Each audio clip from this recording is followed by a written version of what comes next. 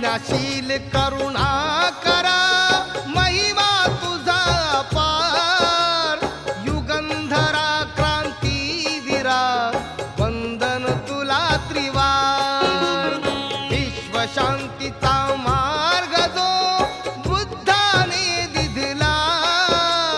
त्या बुद्धाचा धम्म जगिया वंदनीय ठरला